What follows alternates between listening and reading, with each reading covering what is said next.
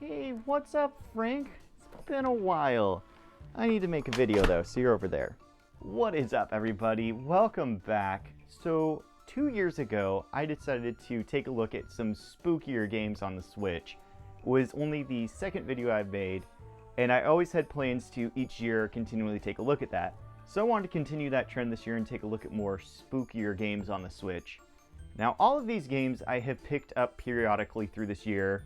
What I've been doing is just buying a game when it goes on sale for fairly cheap that looks like it would be perfect for the Halloween season. I know we already took a look at Perseverance, and what an amazing game that was, so let's hope we find something better. Now, the first game we're going to take a look at is Breathing Fear. And have you ever wanted to play a game where you just walk around clicking on things because you're not really sure where to go and you're just praying to God you're going to click on the right thing? Well, do I have the game for you.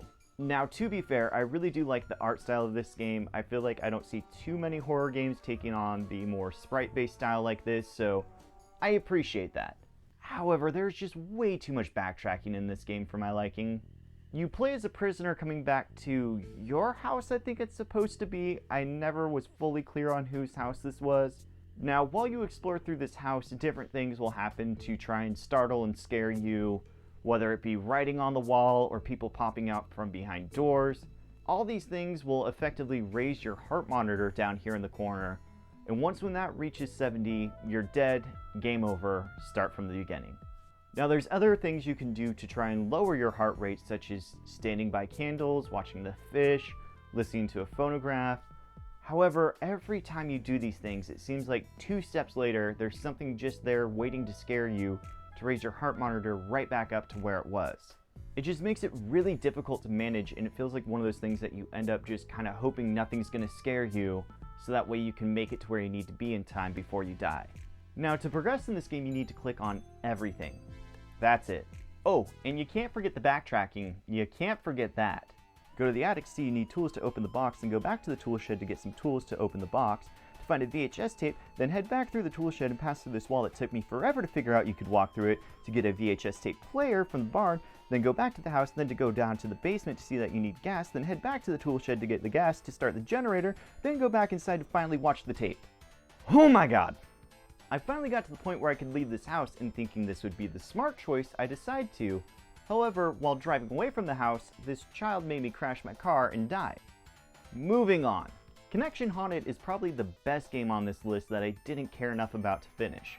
You log into an online server and find you're the only one, and as you start to progress through this game capturing flags and taking them back, you start seeing in the chat somebody else is there reaching out to you. They find out that you're an actual live person, start saying that none of this is right and they need to meet you so that way they can help you. And this terrifying thing chases after you. I really like the concept of this game, however I don't know why they chose this to be the thing that's chasing you. I feel like there was way more creepy things in this game that could have been what's after you, rather than this black cloud with a mouth that's trying to kill you. Sorry, was trying to kill you? It's not a bad game, and it is an interesting concept for a scarier game. However, I just got bored with it pretty fast. Now, if you're looking for a game that isn't trying to be original whatsoever, Toby the Secret Mine. Okay, now this name really bugs me, and I know it really doesn't have an effect on anything, but calling the game Toby the Secret Mine sounds like you're going to a mine that is named Toby and not some scary adventure. It just seems really boring. Why not call the game Toby and the Secret Mine? Or Toby in the Secret Mine? That just seems like a much better name choice than Toby the Secret Mine. As for the game, have you ever played Limbo?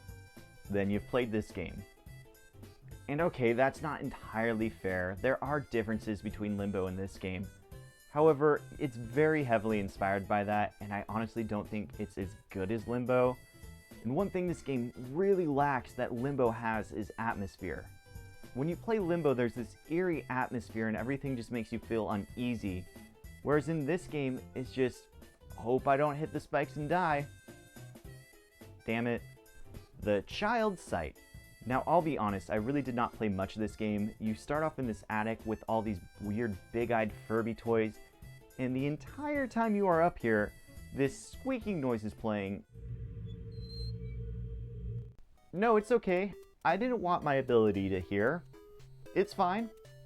This, however, is not the game. The actual gameplay is you sitting in a crib trying to make sure you do little tasks to make sure you don't get grabbed by the boogeyman.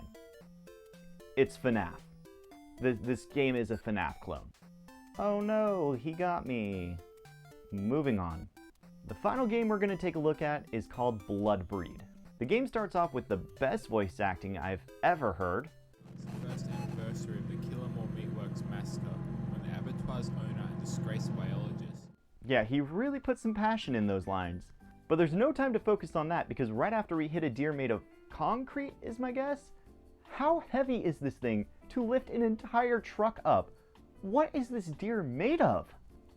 Also, how tall is this woman? She's towering over this truck, and I'm sorry, she just casually stretching after we just massacred a deer? So you start making your way down the street and find an old slaughterhouse and decide, why not have ourselves a little misdemeanor and break and enter? Because why wouldn't you? And inside you find these amazing animal portraits. I love these things. It looks like somebody just found an image of an animal, slapped it on the Windows 95 field, and called it a day. And the duck by far is my favorite. Just look at him screaming his little heart out. Such a majestic beast. What I really want to know though is who thought this is an effective branding.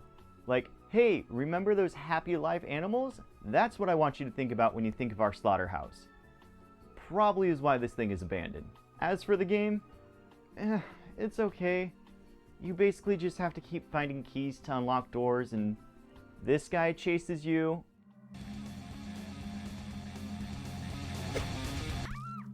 He does have a pretty sweet theme though when he goes after you. I do like that. There's also these levels where you have to run down a hall towards the camera and can't see anything that's coming in front of you, and oh my god, they're just so much fun! Eventually you make it to this room with Stan Lee, I guess, and there's just way too much nudity in this room. I don't think that YouTube would approve any of it being shown, so we're gonna kind of block this all out. He tells you how he's making these half men, half cow creatures called cowboys.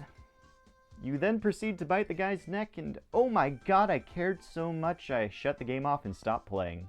So there you have it, a handful of more spookier games on the Switch. Now, I have fun looking at these bad games, but honestly, horror games are really just not my cup of tea. I've never found a lot of them I actually enjoy, and it might be due to the fact that like 90% of the ones I've played have been the crappy ones I found on the Switch. And maybe if I played some good ones, my mind would be changed on that, but we'll probably never know. So I guess maybe I should play a game to bring in the season that feels a little bit more my speed.